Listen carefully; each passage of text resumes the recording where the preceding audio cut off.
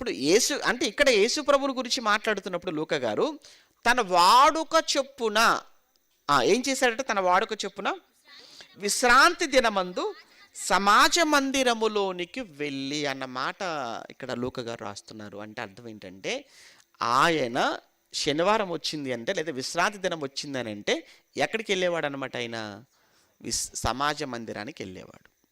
ఎట్టి పరిస్థితి అది వాడుకగా చేసుకున్నాడు ఆయన.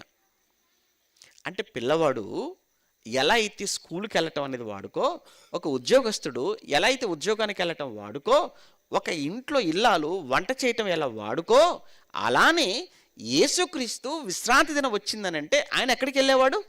సమాజ మందిరానికి వెళ్ళటం అది వాడుక. ఆయన జీవితకాలం అంతా కూడా సమాజ మందిరానికి వెళ్ళటం అనేది వాడుకగా చేసుకున్నాడు ప్రభు. మరి ఇప్పుడు నువ్వు నేను మనం ఎవరము అనంటే మనం అందరం క్రైస్తవులం. మరి మనం ఎప్పుడు సమాజంగా మనం ఎప్పుడు కూడుకోవాలి? ఆదివారం, ప్రతి ఆదివారం. మరి ప్రతి ఆదివారమును మనమంతా కూడా ఆరాధనగా కూడుకోవడాన్ని మనం ఏమైనా వాడుకగా చేసుకున్నామా?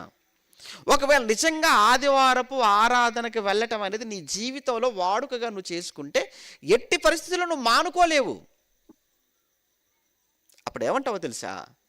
ఎవరైనా కానీ ఏదైనా ఫంక్షన్ ఉందనో లేదంటే ఎవరైనా కానీ ఏమండి ఈరోజు అటు వెళదామని, ఏమండి ఆదివారం కదండి ఎలా వస్తారా అన్నప్పుడు, ఏమండి ఈరోజు ఆదివారం అంటే నేను ఆరాధనకి వెళ్ళాలంటే, ఎందుకంటే నేను ఆదివారము ఆరాధనకి వెళ్ళటం నా జీవితంలో ఇది నాకు ఒక భాగం, ఇది నాకు వాడుక, ఇది నాకు అలవాటిది.